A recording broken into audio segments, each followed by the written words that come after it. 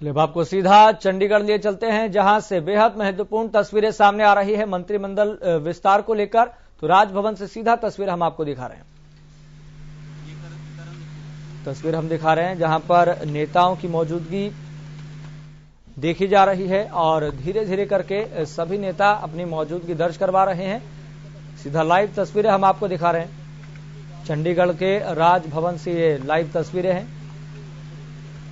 तो अब से थोड़ी देर बाद हरियाणा मंत्रिमंडल का विस्तार होगा। जैसा कि कई तरह की अटकलें शुरुआती दौर से लगाई जा रही थी, लेकिन अब सभी अटकलें और सस्पेंस अब खत्म हो चुका है। अब इस बात में कोई दो राय नहीं है, क्योंकि भारतीय जनता पार्टी और जननायक जनता पार्टी की तरफ से औपचारिक ऐलान कर दिया गया है। हालांकि कुछ जो बाकी जो तस्वीर है, जो अभी भी कहीं ना कहीं धुंधली दिखाई दे रही है, वो है पोर्टफोलियो को लेकर कि पोर्टफोलियो इन मंत्रियों को कौन सा दिया जाएगा, कौन से विभाग दिए जाएंगे, अभी भी एक बड़ा सवाल बना हुआ है।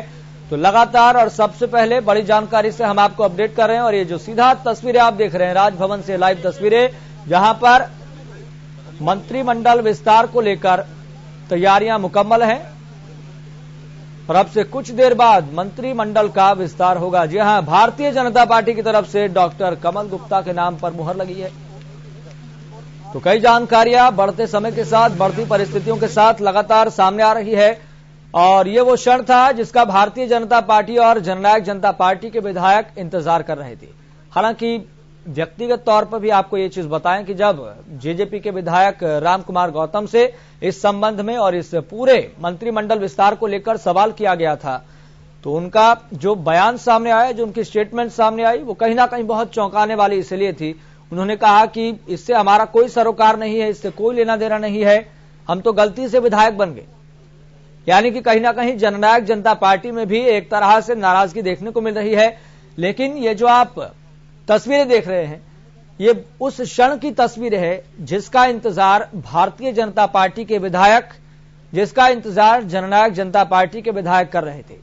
हालांकि इस बात में भी कोई दो राय नहीं है कि मंत्रिमंडल विस्तार से जो नेताओं के बीच नाराजगी है, वो भी कहीं ना कहीं निकलकर सामने आ रही है। तो राजभवन से शपथ ग्रहण समारोह की लाइव तस्वीरें हम आपको दिखा रहे हैं। अब से कुछ देर बाद मंत्रिमंडल का विस्तार होगा। भारतीय जनता पार्टी की तरफ से, बीजेपी के कोटे की तरफ से डॉक्टर कमल गुप्ता के नाम पर मुहर लगी है। वहीं जननायक जनता पार्टी की तरफ से देवेंद्र सिंह बबली, वही देवेंद्र सिंह बबली जो अपनी नाराजगी कई दफा मंचों से दिखला चुके हैं, जो अपनी नाराजगी बजट सत्र के दौरान भी सामने रख चुके हैं कई मुद्दों को लेकर, चाहे वह किसानी मसला हो, चाहे प्रदेश के मसले हों। चलिए लगातार आपको बता दें कि हमारे संवाददाता रवि कालीरमन इस पूरे मंत्रिमंडल विस्तार को लेकर अपनी नजर बनाए हुए हैं। रवि कालीरमन, फिलहाल क्या अपडेट है? बिल्कुल, देखिए, जो हिसार से विधायक हैं कमल गुप्ता, वो राजभवन पहुंच चुके हैं और ऐसे में तमाम जो विधायक हैं उनका सिलसिला जो है आने का लगातार जारी है। 4 बजे जो शपथ ग्रहण समारोह है वो शुरू कर दिया जाएगा और ऐसे में तमाम जो विधायक हैं वो यहाँ पहुंचना शुरू हो चुके हैं। कृषि मंत्री जेपी दलाल यहाँ पहुंच चुके हैं, उसके अलावा कुछ एक विधायक हैं वो यहाँ पहुंच चुके हैं। तो ऐसे में इस प्रकार की तैयारियां की गई हैं। अपने आप में एक भव्य समारोह जो है वो यहाँ किया जा रहा है। नए मंत्रिमंडल विस्तार को लेकर 2 मंत्रियों का नाम का ऐलान जो है मुख्यमंत्री मनोहर लाल ने कर दिया था। जिस प्रकार से कयास लगाए जा रहे थे कि कौन मंत्रिमंडल में शामिल होगा, कब मंत्रिमंडल का विस्तार होगा, तो ऐसे में कहीं ना कहीं वो सारे संशय हैं वो आज खत्म कर दिए गए हैं और अब कुछ ही देर बाद जो है मंत्रिमंडल का विस्तार जो है वो हो जाएगा। मंत्रिमंडल के लिए जो शपथ ग्रहण समारोह है वो शुरू हो जाएगा। ऐसे में देवेंद्र बबली हैं वो यहाँ पहुंच चुके हैं। कहीं ना कहीं जिस प्रकार से उनको मंत्री बनाया जा रहा है, जननायक जनता पार्टी के कोटे से उनको मंत्री बनाया जाना है। हालांकि लगातार सुर्खियों में वो रहते थे। जिस प्रकार से किसान आंदोलन जब चल रहा था तब भी उन्होंने जो है बगावती सुर थोड़े से दिखाए थे। उसके बाद जो है जननायक जनता पार्टी की तरफ से उनको मना लिया गया, समझा लिया गया, आश्वासन दिया गया और पिछले 6-7 महीने से वो कहीं ना कहीं अब शांत माहौल में जो है वो चल रहे थे। किसी प्रकार का जो पार्टी लाइन से हटकर उन्होंने बयानबाजी नहीं की, किसी प्रकार के सरकार पे सवालिया निशान नहीं उठाए। उसी का नतीजा है कि आज वो मंत्रिमंडल में शामिल होने जा रहे हैं। तो ऐसे में कद्दावर नेता हैं और भाजपा के पूर्व प्रदेश अध्यक्ष सुभाष बराला को एक बड़े मतों से हराकर जो है वो विधानसभा पहुंचे। लगभग 50,000 से ज्यादा मतों से हराकर वो विधानसभा पहुंचे। और ऐसे में कहीं ना कहीं उनका मंत्रिमंडल में नाम जो है कल से ही चल रहा था सबसे आगे। रवि, और हम तस्वीरें भी देख पा रहे हैं, देवेंद्र सिंह बबली पहुंच चुके हैं और उनका अलग ही तेवर दिखाई दे रहा है। एक अलग तरह की खुशी है कि उनको नए साल का तोहफा पहले ही मिल गया है, और एक ऐसा तोहफा जिसका वे लगता है कि बेसब्री से इंतजार भी कर रहे थे और समय समय पर अपनी नाराजगी को दिखाते भी रहे थे। तस्वीरें हम लगातार दिखा रहे हैं।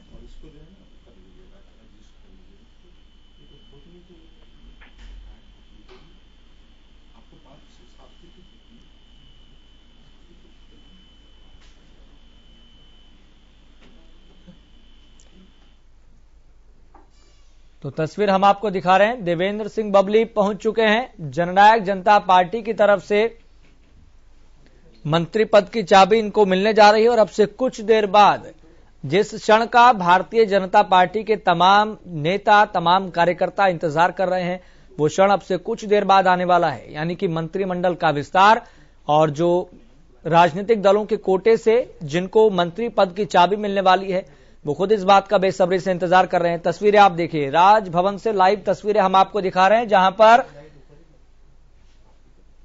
देवेंद्र सिंह बबली, जिनका एक अलग ही तेवर दिख रहा है, बहुत कद्दावर नेता माने जाते हैं जननायक जनता पार्टी के। हालांकि कांग्रेस से नाराज होकर 2019 में वह जननायक जनता पार्टी में शामिल हुए थे और बहुत बेहतरीन तरीके से उन्होंने प्रचार किया था। हालांकि प्रत्यक्ष और अप्रत्यक्ष रूप से बड़ी भूमिका जो रही डिप्टी सीएम दुष्यंत चौटाला की रही, लेकिन आज देवेंद्र सिंह बबली के आप तेवर देखिए, उनकी बॉडी लैंग्वेज, जेस्चर, बहुत कुछ अपने आप में बयां कर रहे हैं कि भीतर से कितनी खुशी है। नए साल का तोहफा पहले ही मिल गया है। एक ऐसा तोहफा लगता है कि खुद देवेंद्र सिंह बबली बेसब्री से इंतजार कर रहे थे इस बात का कि कहीं ना कहीं तरक्की तो होनी चाहिए। लेकिन आप इस बात को जरूर समझिए कि नेताओं की जो नाराजगी है वो समय समय पर बाहर आती रही है और कई मंचों से इस तरह की बातें लगातार सामने आती रही है, चाहे वह प्रदेश के किसी भी मसले को लेकर हो। हालांकि बजट सत्र के दौरान की तस्वीर वो याद आती है जब देवेंद्र सिंह बबली भी उन नेताओं में से थे जो अपनी नाराजगी एक एक करके पत्रकारों से वार्ता करके, तकरीर करके जाहिर कर रहे थे। लेकिन तब वो एक पल था, आज ये एक पल है। देखिए, विधायक असीम गोयल भी यहां पर पहुंच चुके हैं। यानी कि लगातार भारतीय जनता पार्टी के नेताओं की मौजूदगी यहां पर है और जननायक जनता पार्टी के बड़ी संख्या में जो कद्दावर नेता है वह यहां पर पहुंचना शुरू हो गए हैं और आप भी इस क्षण का बेसब्री से इंतजार कर रहे हैं। और पूरे प्रदेश की जनता की नजर आज इस महत्वपूर्ण राजनीतिक घटनाक्रम पर है, महत्वपूर्ण राजनीतिक प्रकरण पर है।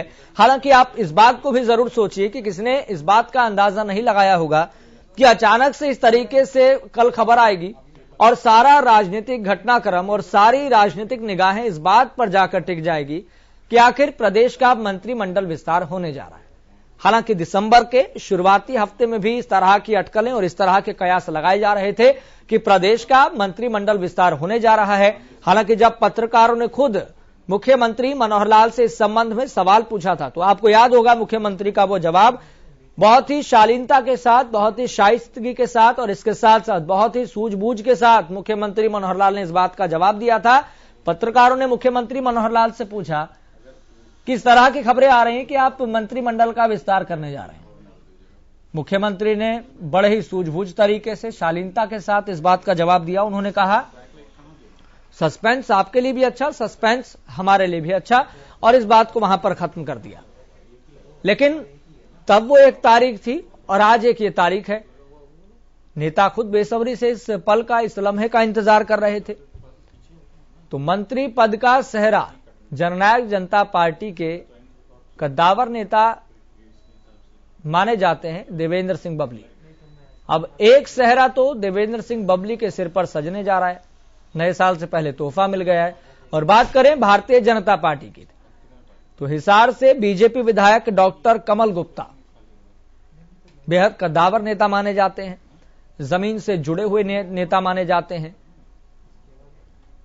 लेकिन इस बात को भी आप ख्याल रखिए कि आपका अपना चैनल हरियाणा न्यूज लगातार कल से इस बात पर मुहर लगा रहा था, इस बात को हम बहुत ही प्रमुखता के साथ, बहुत ही प्रखरता के साथ कहते आ रहे थे कि ये जो दो नाम हैं, ये दो ऐसे नाम हैं जिनको मंत्री पद की चाबी मिलने वाली है। दो नाम में से पहला नाम था डॉक्टर कमल गुप्ता का, जो भारतीय जनता पार्टी की कोटे की तरफ से इनको मंत्री पद का सेहरा सजने जा रहा है, यह हम लगातार कह रहे थे। और दूसरा नाम था जननायक जनता पार्टी के कोटे से देवेंद्र सिंह बबली का। हालांकि आप पूरा पॉलिटिकल नैरेटिव आप देखिएगा कि किस तरीके से आने वाले समय में बदलने वाला है, और विपक्ष की अपनी प्रतिक्रिया है इसको लेकर। विपक्ष का यह कहना है कि आज प्रदेश सरकार को यह आवश्यकता महसूस हो रही है, ऐसा नहीं है बल्कि अंदर खाने कुछ और ही पक रहा है। इस तरह की विपक्ष की प्रतिक्रिया लगातार सामने आ रही है। तो यहां पर आप एक और चीज जरूर समझिएगा, तो कुल 90 सीटें हैं प्रदेश में, उसमें से 14 मंत्री बन सकते हैं, यह नियम कहता है। और फिलहाल जो राजनीतिक परिस्थितियां जो इशारा कर रही हैं वो यही है कि बेहतर तालमेल, बेहतर समन्वय और बेहतर राजनीतिक स्थिति को करने के लिए इस मंत्रिमंडल का विस्तार किया जा रहा है, जो न केवल प्रदेश के हित में है, जो न केवल नेताओं के हित में है, जो न केवल प्रदेश की जनता के हित में है, बल्कि तमाम एंगल से आप अगर देखेंगे तो प्रत्यक्ष और अप्रत्यक्ष रूप से सारी बात निकलकर यही सामने आती है कि दो पद रिक्त थे, इन दोनों पदों पर नियुक्तियां होनी थी, तो इन दोनों पदों को अब भरा जा रहा है। और अब से कुछ देर बाद आप देखिएगा, लाइव तस्वीरें हम आपको लगातार दिखा रहे हैं, राजभवन से शपथ ग्रहण समारोह की लाइव तस्वीरें हैं। अब से कुछ देर बाद, जी हां, अब से कुछ देर बाद भारतीय जनता पार्टी की तरफ से डॉक्टर कमल गुप्ता मंत्री पद की शपथ लेने जा रहे हैं, और जननायक जनता पार्टी की तरफ से देवेंद्र सिंह बबली होंगे जो मंत्री पद की शपथ लेने जा रहे हैं। तो हरियाणा न्यूज आपको इस संबंध में एक्सक्लूसिव तस्वीरें दिखा रहा है, और केवल ये आपके अपने चैनल, आपके अपने विश्वसनीय चैनल हरियाणा न्यूज पर ही आप देख सकते हैं। देखिए हम आपको तस्वीरें दिखा रहे हैं किस तरीके से जननायक जनता पार्टी के कद्दावर नेताओं की मौजूदगी लगातार यहां पर देखी जा रही है। और अब राष्ट्रीय महासचिव दिग्विजय चौटाला भी यहां पर पहुंच गए हैं, और जेजेपी प्रदेशाध्यक्ष निशांत सिंह की भी मौजूदगी है। जब हमने इनसे बात की तो कुछ सार्वजनिक करते हुए नजर नहीं आए। यही एक नेता की एक तरह से कहें चालाकी होती है कि नेता अपनी बात को इस तरीके से रखते हैं, जब खास तौर पर ऐसा घटनाक्रम होता है, बहुत सूझबूझ के साथ, बहुत ही शालीनता के साथ, ताकि पूरी इंफॉर्मेशन भी ना निकले और बात भी पहुंच जाए। तो बेहद महत्वपूर्ण तस्वीरें हम आपको दिखा रहे हैं, सीधा राजभवन से लाइव तस्वीरें, जहां पर न केवल जननायक जनता पार्टी के नेता इस क्षण का बेसब्री से इंतजार कर रहे हैं, न केवल भारतीय जनता पार्टी के नेता इस क्षण का इंतजार कर रहे हैं, और बेसब्री से प्रदेश की जनता भी इस क्षण का, इस लम्हे का, इस राजनीतिक घटनाक्रम का, जो कल से लेकर अब तक कैसे बदल गया ये समझ नहीं आ रहा। लेकिन बहुत अचानक से हुआ, इस खबर ने सबको कहीं ना कहीं एक पल के लिए तो हैरान भी कर दिया होगा कि भाई जो बातें कई लंबे समय से चल रही थी, कई महीनों से चल रही थी, वो एकदम अचानक से कैसे हो गई। आपको ट्वीट याद होगा, हरियाणा सीएमओ की तरफ से ट्वीट किया गया कि भाई प्रदेश सरकार अब मंत्रिमंडल का विस्तार करने जा रही है। और इस बात से ही आप देखिए, न केवल राजनीतिक गलियारा गर्म था, बल्कि लगातार इस पर न केवल बहस हो रही थी बल्कि चर्चा भी हो रही थी कि आखिर इससे क्या बदलेगा। हालांकि आप ये समझिए कि राजनीतिक घटनाक्रम अब प्रदेश का बहुत तेजी से बदलता हुआ दिखाई दे रहा है। ये जो पॉलिटिकल नैरेटिव का सारा खेल होता है, इसका बहुत महत्वपूर्ण रोल होता है, बहुत महत्वपूर्ण भूमिका होती है।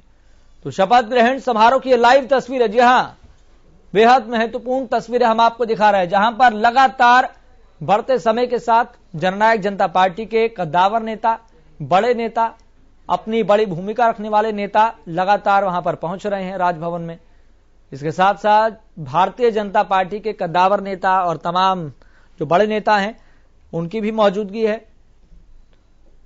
तो भारतीय जनता पार्टी की तरफ से डॉक्टर कमल गुप्ता, जो कि बेहद कद्दावर नेता माने जाते हैं। तमाम परिस्थितियों का आकलन करने के बाद, तमाम चीजों का आकलन करने के बाद, अपने पैमाने पर खरे उतरने के बाद इस तरीके से चयन हुआ है। ऐसे नहीं हुआ, इसकी पूरी लंबी प्रक्रिया होती है। तस्वीरें आप देखिए, भारतीय जनता पार्टी के हरियाणा प्रदेशाध्यक्ष ओम प्रकाश धनखड़ भी राजभवन पहुंच चुके हैं। लाइव तस्वीरें हम आपको दिखा रहे हैं। तो मतलब एक के बाद एक भारतीय जनता पार्टी के बड़े नेता यहां पर पहुंच रहे हैं। पहुंचने का सिलसिला बदस्तूर जारी है। तो शपथ ग्रहण समारोह की ये लाइव तस्वीरें, जो कि बेहद महत्वपूर्ण तस्वीरें इसलिए है क्योंकि कल से लेकर आज तक बहुत कुछ बदला है। हालांकि पूरी लंबी प्रक्रिया ये होती है, तमाम राजनीतिक दलों के लिए ये बेहद महत्वपूर्ण क्षण होता है और सबसे ज्यादा महत्वपूर्ण क्षण तो उन नेताओं के लिए होता है जो मंत्रिमंडल में शामिल होने जा रहे हैं। लेकिन आप इस बात का भी ख्याल रखिए कि अभी फिलहाल एक सवाल है जो लगातार बना हुआ है कि देवेंद्र सिंह बबली को कौन सा मंत्रालय मिलने जा रहा है, कौन सा पोर्टफोलियो मिलने जा रहा है और वो किसके विभाग में से उनको पोर्टफोलियो मिलने जा रहा है। हालांकि लगातार चर्चाएं इस बात को लेकर भी गर्म है कि डिप्टी सीएम के पास जो कई पोर्टफोलियो हैं उनमें से एक दो पोर्टफोलियो देवेंद्र सिंह बबली को मिलेंगे और ठीक इसी तरीके से मतलब कि यहां पर पोर्टफोलियो का एडजस्टमेंट किया जाएगा। और बहुत महत्वपूर्ण क्षण इसलिए भी होता है कि पहले ही नेताओं पर बहुत बोझ है विभागों का और बेहतर तालमेल की भी कहीं ना कहीं जरूरत रहती है। देखिए तस्वीर हम आपको दिखा रहे हैं, ये तस्वीर जिसका जननायक जनता पार्टी और भारतीय जनता पार्टी के नेता इंतजार कर रहे थे। तस्वीर आप देखिए, बीजेपी के हरियाणा प्रदेशाध्यक्ष ओम प्रकाश धनखड़ ने देवेंद्र सिंह बबली से मुलाकात की है, उनको बधाई दी है, शुभकामनाएं दी है।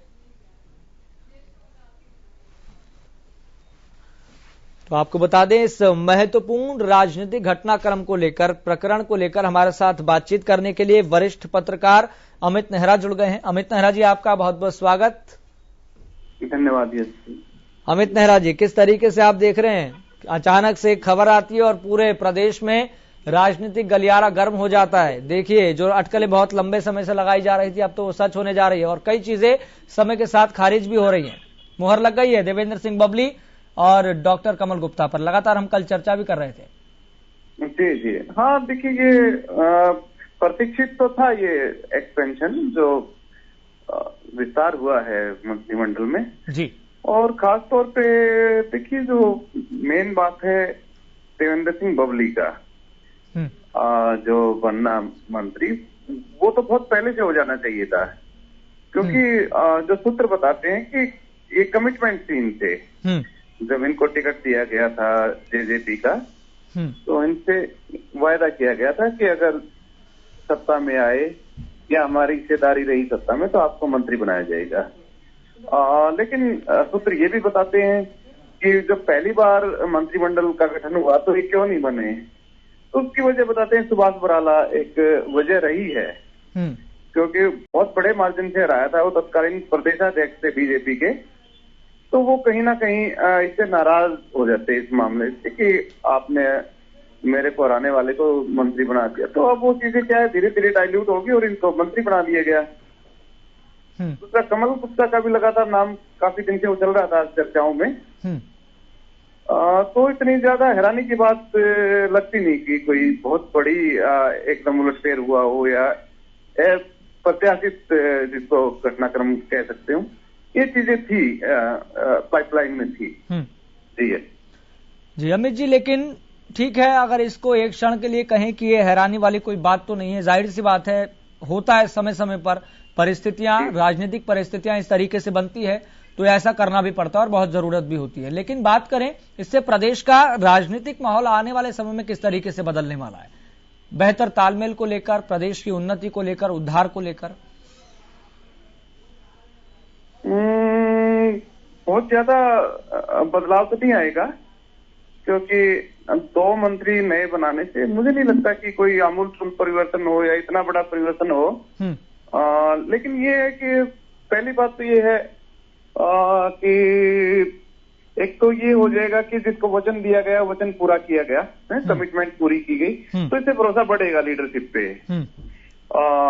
दूसरी बात ये है कि देखो हम ज्यादा जात पात पे नहीं जाते, लेकिन चर्चा ये भी चल रही थी कि वैसे समुदाय है जो उसको जी बिल्कुल समुचित प्रतिनिधित्व नहीं मिल रहा है जी, तो हो सकता है वो भी एक मैसेज देने की कोशिश की हो सरकार ने, ठीक है ना। तो इससे दो संकेत तो हमें मिलते हैं। रही बात बेटर गवर्नेंस की, तो वो अभी कहना बेमानी होगा, क्योंकि इनके कामकाज के आधार पे ही बताया जा सकेगा कि इन्होंने किस तरह की गवर्नेंस दी, ठीक है ना। जी अमित नेहरा जी, एक पहलू को लेकर मैं आपसे और चर्चा करना चाहूंगा, क्योंकि पहले से ही प्रदेश में जो नियम है वो ये कहता है कि अगर आपके पास 90 विधायक हैं, भौगोलिक परिस्थितियां या फिर परिसीमन, तो 90 में से 14 मंत्री बनाए जा सकते हैं, नियम ये कहता है। लेकिन जो प्रदेश में जितने मंत्री हैं उनके ऊपर पहले से ही कई विभाग है, उनके पास कई पोर्टफोलियो है।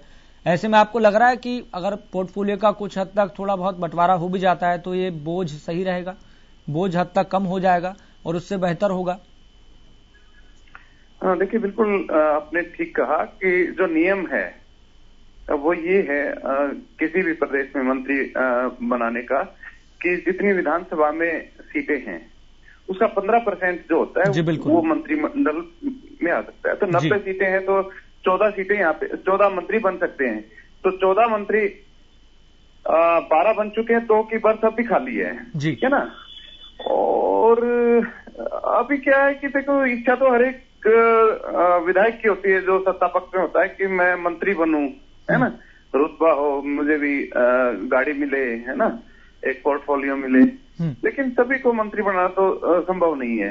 हालांकि कांग्रेस ने पिछली बार जब सत्ता में थी तो एक और रास्ता निकाला था, आपको पता होगा, मुख्य संसदीय सचिव बना के। जी बिल्कुल, ठीक है ना। हालांकि वो मंत्री के बराबर था, लेकिन उसका नाम बदल दिया गया था, मुख्य संसदीय चीफ पार्लियामेंट्री सेक्रेटरी। लेकिन फिर वो सुप्रीम कोर्ट के दबाव के चलते फिर उनको हटाया गया था। देखिए सभी के वो पूरे तो नहीं किए जा सकते अरमान, लेकिन संतुलन तो साधना पड़ता ही है सरकारों को, कोई भी सरकार हो, क्योंकि 15% में ही उनको अपना सारा कामकाज दिखाना है, सबको संतुष्ट भी करना है, सबको पोर्टफोलियो भी देना है। रही बात किस मंत्री के पास कितने विभाग रहे पोर्टफोलियो, हालांकि ये पूरा कहने को तो विशेषाधिकार मुख्यमंत्री का है कि वो किसको कितने मंत्रालय दे। लेकिन कई बार लगता है कि कुछ मंत्री हैं उनके पास विभाग कम हैं और कुछ मंत्री हैं जिनके पास विभाग ज्यादा हैं, ठीक है ना। तो वो तो इस पर हम बहुत ज्यादा टिप्पणी नहीं कर सकते, क्योंकि वो प्रेशर पॉलिटिक्स भी होती है, बहुत सारी चीजें होती हैं, तो इस पे तो टिप्पणी कोई खास बनती नहीं जी। लेकिन अमित नेहरा जी, ये बात जरूर सच है कि जननायक जनता पार्टी के जो विधायक हैं वो नाराज और ज्यादा हो गए हैं पहले से। कल खुद मैंने व्यक्तिगत तौर पे जब प्रोग्राम चल रहा था मैंने उनसे बातचीत की, राम कुमार गौतम थे, उनसे पूछा भाई मंत्रिमंडल विस्तार हो रहा है, आपकी पहली प्रतिक्रिया क्या है? वो कह रहे हमारा तो कोई लेना देना ही नहीं है, हम तो इसमें दिलचस्पी नहीं रखते, हम तो ऐसे विधायक बन गए। फिर उन्होंने फोन काट दिया। मतलब कई विधायक ऐसे हैं जेजेपी के जो अपनी नाराजगी न केवल अब और ज्यादा जाहिर कर रहे हैं, दिखा नहीं रहे हैं, जबकि बजट सत्र था और उन्हें खुलकर अपनी नाराजगी दिखाई थी। देखिए अगर बात राम कुमार गौतम की है तो पहली मर्तबा नहीं है कि वो नाराज हुए हों। पीछे आपने देखा होगा कि उनके कई बयान भी ऐसे आए थे जिनसे उन्होंने बिल्कुल साफ और स्पष्ट तरीके से नाराजगी व्यक्त की थी। लेकिन मुझे नहीं लगता कि उनको ज्यादा जो बाकी विधायक हैं जेजेपी के उनका समर्थन मिला हो, क्योंकि उनके साथ खुल के कोई दूसरा आया नहीं। तो हो सकता है उनके साथ कोई कमिटमेंट किसी ने की हो या ना भी की हो, तो एक वो प्रेशर पॉलिटिक्स वाली जो नीति है ना वो अपनाना चाहते हूँ। हालांकि देखिए नेता में आस्था रखनी चाहिए, भाई नाराजगी है तो खुल के उनसे बात करें। लेकिन राम कुमार गौतम की अगर बात है विशेष तौर पे जी, तो मुझे नहीं लगता कि उनको बहुत ज्यादा सीरियस लिया जा रहा है, क्योंकि जब पिछली बार जो घटनाक्रम हुआ था आपने देखा होगा ना, वो एपिसोड करीबन 1 महीने तक चला था जी। कभी रूठे हुए हैं, कभी कुछ बयान दे रहे हैं, कभी कुछ बयान दे रहे हैं, लेकिन उसका कोई पार्टी पे मुझे नहीं लगता कि कोई इम्पैक्ट पड़ा हो। या कोई असंतुष्टों का धड़ा खड़ा हुआ हो जेजेपी में, तो फिलहाल मेरे ख्याल से पार्टी नेतृत्व जो है निश्चिंत है उसकी तरफ से। जी, एक और मैं आपसे सवाल ये करना चाहूंगा, आपको क्या लगता है कि देवेंद्र सिंह बबली को कौन सा पोर्टफोलियो दिया जा सकता है और डॉक्टर कमल गुप्ता को उनको कौन सा पोर्टफोलियो दिया जा सकता है? तमाम परिस्थितियों को देखते हुए, राजनीतिक बैकग्राउंड को देखते हुए, जमीन से जुड़े हुए नेता हैं, कद्दावर नेता हैं। ये तो बहुत बड़ा सवाल है, ये बहुत बड़ा सवाल है। नहीं, ये तो देखो, ये नहीं कहा जा सकता उनको कौन सा पोर्टफोलियो दिया जाएगा, लेकिन हम ये कयास जरूर लगा सकते हैं कि देवेंद्र बबली को जो भी पोर्टफोलियो दिया जाएगा जी, वो उन पोर्टफोलियो में से होगा जो जेजेपी के पास पहले ही है। आप मेरी बात समझ रहे हैं जी। और कमल गुप्ता को जो पोर्टफोलियो दिया जाएगा वो पोर्टफोलियो होगा जो बीजेपी के पास है, मुझे लगता है। नहीं तो फिर वो थोड़ी सी दूरियां बढ़ जाती हैं अगर इस तरह की चीजें होगी ना जी, अगर इससे उलट हुआ तो। क्योंकि वो देखो, एक मंत्री बनाना बड़ी बात है, पोर्टफोलियो मेरे ख्याल से वो उन्हीं के कोटे से जाएगा, जहां तक मुझे लगता है जी। लेकिन पोर्टफोलियो का नाम बताना वो देखो संभव नहीं है। फिलहाल आप इस पूरे राजनीतिक घटनाक्रम को, हालांकि जननायक जनता पार्टी और भारतीय जनता पार्टी के नेता इस पल का बेसब्री से इंतजार कर रहे थे, और जिस तरीके से आपने भी शुरुआत में बताया कि ये तो बहुत समय पहले हो जाना चाहिए था, कमिटमेंट था ये तो, लेकिन इतना देर क्यों लगी भारतीय जनता पार्टी को? क्या जननायक जनता पार्टी खुलकर अब विरोध करने लगी थी, या फिर प्रेशराइज कर रही थी कि नहीं ये तो बहुत समय हो गया है? मुख्यमंत्री से भी जब सवाल पूछा जाता तो मुख्यमंत्री टाल देते, लंबा समय हो जाता। नहीं, ऐसी मुझे नहीं लगता कि ऐसी कोई चीज हुई हो या सरफेस पे आई हो। अभी तक तालमेल ठीक ठाक रहा है दोनों पार्टियों का। मुझे जो लगता है जो देरी हुई पोर्टफोलियो देने में, वो किसान आंदोलन रहा मेरे ख्याल से। लगभग 1 साल से किसान आंदोलन चल रहा था प्रदेश में, तो वो जायका नहीं रहता, वो मजा नहीं रहता मंत्रिमंडल के विस्तार में। और उसमें एक सबसे बड़ी बात ये होती कि किसानों को भी एक मुद्दा मिल जाता कि हमारी वजह से ऐसा हुआ है। आप मेरी बात समझ रहे हैं ना? जी बिल्कुल। कोई किसान भी ये कहने लग जाते, देखो हमारे प्रेशर में सरकार आई है और इनको मंत्री बनाना पड़ा है ना, क्योंकि बीजेपी और जेजेपी नेताओं की ज्यादातर जो रूरल एरिया है, किसानी बेल्ट है, उसमें थोड़ा सा आने जाने पे भी प्रतिबंध लगाया हुआ था। तो इस तरह की कई जो बातें होती वो हो जाती जी। तो सरकार ये चाह रही थी कि माहौल जब ठीक ठाक हो, सामान्य हो, तो मंत्रिमंडल का विस्तार करती। तो आप देख रहे हैं ना कि 19 नवंबर को मेरे ख्याल से घोषणा हुई थी कानून वापसी की जी, और लगभग 1 महीने के बाद विस्तार हो गया। तो मुझे तो यही लगता है वे जो कृषि कानून वाला मामला है वो ही आड़े आ रहा होगा जी। और कोई मुझे ऐसी बात नहीं लगती, कोई प्रेशर हाल फिलहाल में ऐसा लगा नहीं मुझे कि इस तरह का प्रेशर बना हो कि सरकार को लेना ही पड़ा हो, जेजेपी को एक मंत्रालय देना पड़ा हो जी, मुझे नहीं लगता जी। और बात करें जिस तरीके से देखा गया था कि जब केंद्र स्तर पर भी जब फेरबदल हुआ, जब मंत्रिमंडल का विस्तार हुआ, खास तौर पर भारतीय जनता पार्टी का जो पूरा फोकस रहा वो चुनावी राज्यों पर रहा, और वहां पर खास तौर पर इसमें भी बात करें तो उत्तर प्रदेश की, तो उत्तर प्रदेश में देखा गया कि भाई आपका प्रतिनिधित्व ब्राह्मण समाज को हम सुनिश्चित कर रहे हैं, जो पहले नहीं हुआ था। लेकिन आपको लग रहा है कि इस तरह की राजनीति अब प्रदेश में भी हो चली है और इससे राजनीति बहुत हद तक प्रभावित हो रही है? नहीं, ऐसे फैक्टर्स को लेकर नहीं, अगर ये देखा जाए ना तो केंद्र सरकार और राज्य सरकार, हरियाणा सरकार अगर माना जाए, तो वो बिल्कुल दोनों की अलग अलग बिल्कुल विपरीत परिस्थितियां हैं जी। केंद्र में बीजेपी पूर्ण बहुमत में सरकार बनाए हुए है, ठीक है ना, तो उसके ऊपर कोई ज्यादा प्रेशर की बात नहीं है। लेकिन जहां तक हरियाणा सरकार की बात है, तो हरियाणा में बीजेपी अल्पमत में है और उसको अपने सहयोगी दल से समर्थन लेना पड़ रहा है, जेजेपी से। तो वो बहुत ज्यादा मनमानी भी नहीं कर सकती बीजेपी यहाँ पे कि अपने अकॉर्डिंग हो, क्योंकि जेजेपी का भी उसको ये रहता है कि प्रेशर तो रहता ही है। देखो 10 विधायक हैं और मान लिया ये अपना समर्थन वापस ले लें तो संकट तो आ ही सकता है सरकार के समक्ष, क्योंकि उनके पास पूर्ण बहुमत नहीं है। लेकिन केंद्र सरकार के पास ऐसा कोई संकट नहीं है। 303 एमपी खुद के हैं जो 273 की संख्या से कहीं ज्यादा हैं। तो वो उसमें अगर कोई नाराज भी हो जाए, कुछ और हो जाए, तो उसका कोई ज्यादा फर्क नहीं पड़ने वाला वहां पे। और रही बात है कि देखिए चुनाव को लेके या किसी मुद्दे को लेके तो ये मंत्रिमंडल का विस्तार होता ही है, ठीक है ना।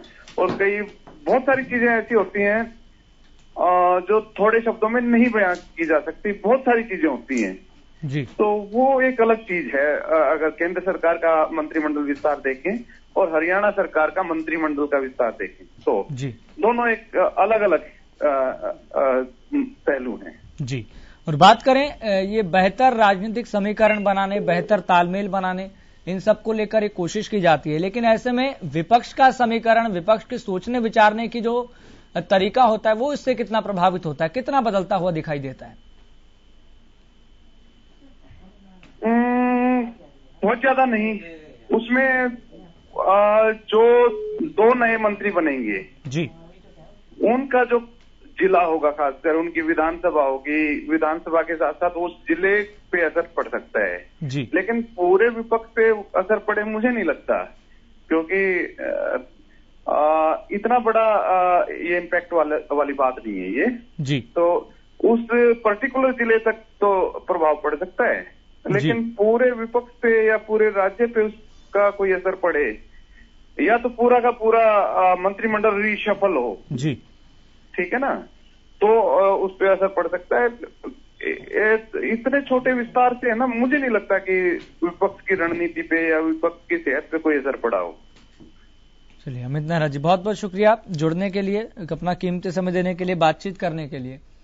तो आपको बता दें हमारे साथ वरिष्ठ पत्रकार अमित नेहरा जी जुड़े हुए थे। तमाम सवाल हमने उनसे पूछे और पूरे इस राजनीतिक घटनाक्रम को, इस पूरे प्रकरण को समझने की हमने कोशिश की है कि अगर ऐसा हो रहा है तो इसका फला असर क्या पड़ेगा। तो फिलहाल अब ये बिल्कुल पूरे बात समझ में आ गई है और ये बात पूरी अब पब्लिक डोमेन में है। इस बात को लेकर प्रदेश के प्रत्येक व्यक्ति की, प्रत्येक जनता की जो नजर है वो इस मंत्रिमंडल विस्तार को लेकर टिकी हुई है, निगाहें पूरी तरह से टिकी हुई है। और जिस तरीके से वरिष्ठ पत्रकार अमित नेहरा जी ने बताया कि विपक्ष की रणनीति पर, विपक्ष के सोचने विचारने पर इसका कोई असर नहीं पड़ता।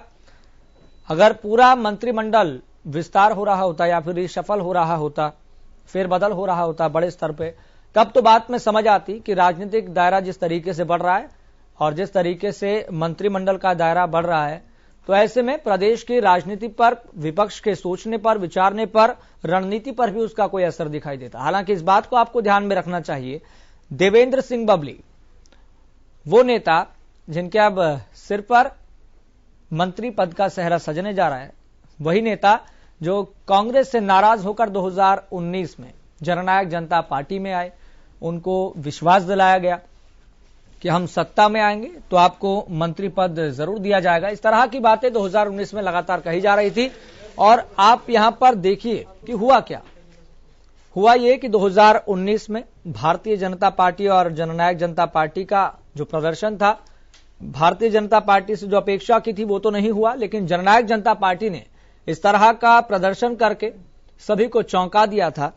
लेकिन हकीकत यहां पर यह है कि जननायक जनता पार्टी ने कहीं ना कहीं वादा किया था शुरुआती दौर में, इब्तदाई दौर में देवेंद्र सिंह बबली से कि अगर सत्ता में आए तो मंत्री पद जरूर देंगे, और आज वही देने जा रहे हैं और आज वही हो रहा है जो कमिटमेंट आज से 2 साल पहले की थी। लेकिन जो वरिष्ठ पत्रकार हैं, जो कई बुद्धिजीवी हैं, जो प्रबुद्ध व्यक्ति हैं, वो इस बात को मान रहे हैं, इस बात को स्वीकार रहे हैं कि ये बहुत समय पहले हो जाना चाहिए था।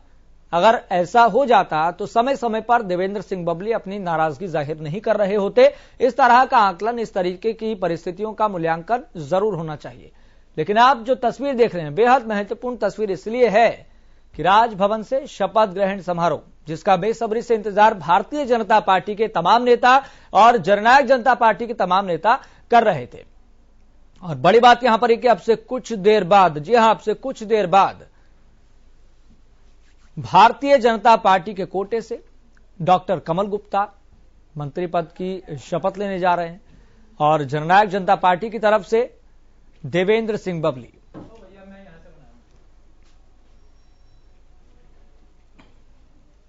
तो जननायक जनता पार्टी और भारतीय जनता पार्टी के नेताओं की मौजूदगी है और अब बस उस पल का इंतजार है जिस पल का इंतजार जननायक जनता पार्टी और भारतीय जनता पार्टी के नेता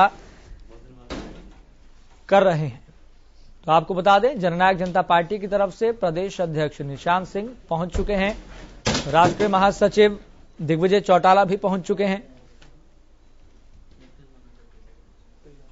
तो अब से थोड़ी देर बाद शपथ ग्रहण समारोह होगा और शिक्षा मंत्री कंवरपाल गुर्जर भी इस शपथ ग्रहण समारोह में पहुंच चुके हैं। तो राजभवन से शपथ ग्रहण समारोह लाइव, ये लाइव तस्वीरें हम आपको दिखा रहे हैं, एक्सक्लूसिव तस्वीरें, जहां पर तमाम भारतीय जनता पार्टी के कद्दावर नेता, जननायक जनता पार्टी के कद्दावर नेता पहुंच चुके हैं।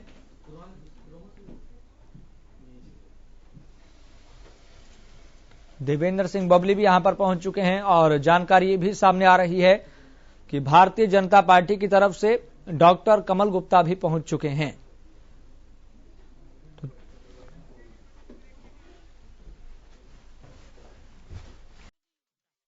सर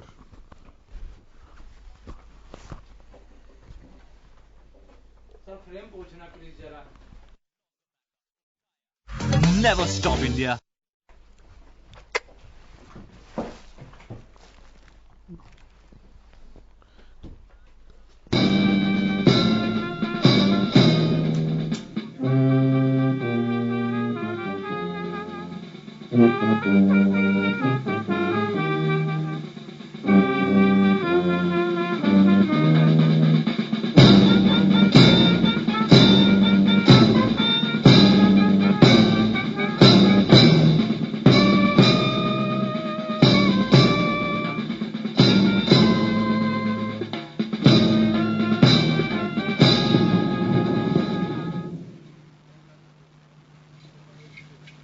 के राज्यपाल बंडारू दत्तात्रेय, मुख्यमंत्री मनोहर लाल और डिप्टी सीएम दुष्यंत चौटाला को आप मंच पर देख सकते हैं।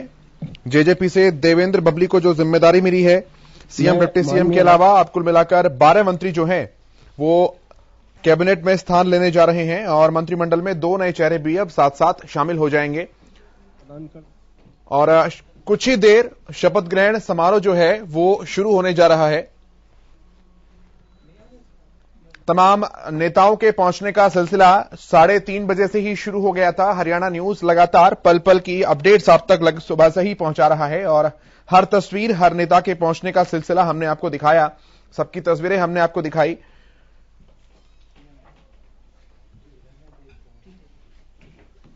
भाजपा नेता कमल गुप्ता विधायक हैं अभी, लेकिन कुछ ही देर की बाद मंत्री बन जाएंगे। जब वो पहुंचे तो उनकी बॉडी लैंग्वेज जो है वो बड़ी सरल नजर आ रही थी, बड़ी शांत नजर आ रही थी और एक उत्साह व्यवहार में देखने को मिल रहा था। और ऐसी ही तस्वीर देवेंद्र बबली की भी थी।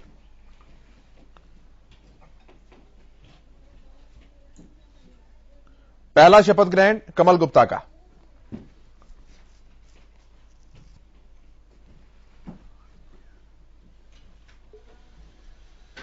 मत्वा प्रतिज्ञा करोमि वद विधि द्वारा स्थापित भारतीय संविधानम प्रति अटल विश्वासम श्रद्धाम निष्ठा च स्थापयिष्यामि।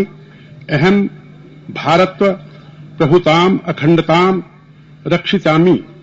अहम हरियाणा राज्यस्य मंत्री रूपेण व स्वकर्तव्यानां शुद्धान्तकरणेन श्रद्धापूर्वक निर्वहनम करिष्यामि तथा भयम पक्षपातम द्वेषम अनुरागम बिना सर्वान् जनानु प्रति संविधान विध्यो अनुसारेण न्यायम करिष्यामि।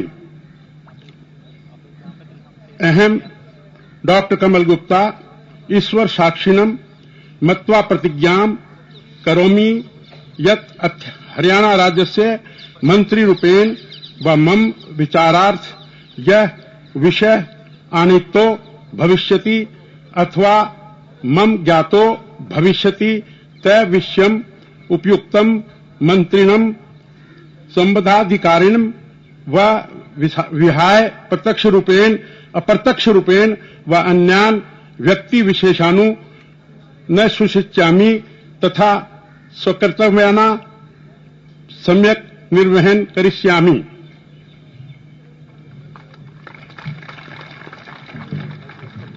माननीय राज्यपाल महोदय ने आदरणीय मुख्यमंत्री जी के परामर्श पर श्री देवेंद्र सिंह बबली को हरियाणा मंत्रिपरिषद में मंत्री नियुक्त किया है।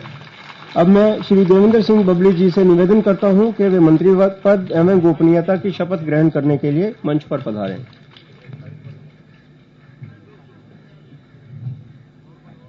पन्ना है, इसमें जिस भी मंत्री का नाम दर्ज हो जाता है वो हमेशा के लिए भारत की संवैधानिक आर्काइव्स के अंदर जुड़ जाता है।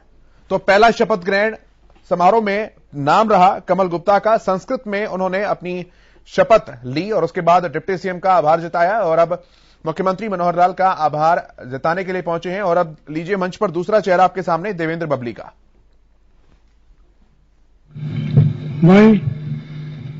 मैं देवेंद्र सिंह बबली ईश्वर की शपथ लेता हूं कि मैं विधि द्वारा स्थापित भारत के संविधान के प्रति सच्ची श्रद्धा और निष्ठा रखूंगा। मैं भारत की प्रभुता और अखंडता को अक्षुण्ण रखूंगा।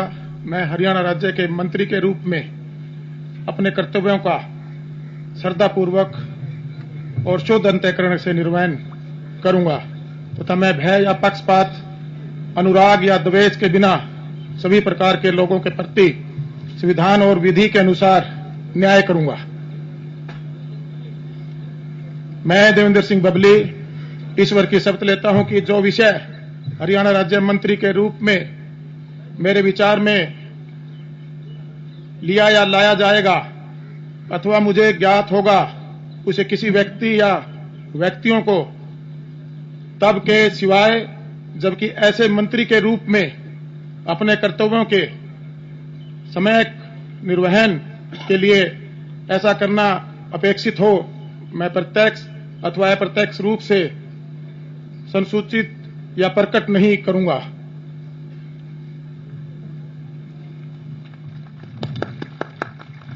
और देवेंद्र बबली ने भी इसी के साथ अपना शपथ का जो प्रक्रिया है उसे पूरी कर ली है और अब एक संवैधानिक परिपत्र पर वो दस्तखत कर रहे हैं, आप देख सकते हैं। और ये एक लोकतांत्रिक प्रक्रिया ही है और राज्यपाल के द्वारा ये परिपत्र अब संरक्षित रखा जाता है। और अब औपचारिक रूप से आप कह सकते हैं कि मंत्रिमंडल विस्तार हो चुका है और दो नए नाम इसके अंदर जुड़ चुके हैं, जिसमें पहला नाम कमल गुप्ता और दूसरा नाम देवेंद्र बबली का है।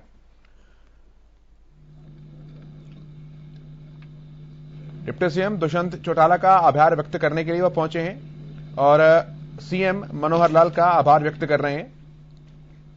विधानसभा अध्यक्ष ज्ञानचंद गुप्ता का आभार व्यक्त किया और मंच पर ही कमल गुप्ता भी बैठे हुए हैं अपना मंत्री पद की शपथ लेने के बाद। और राजभवन से सीधी तस्वीरें इस वक्त आपको हम दिखा रहे हैं।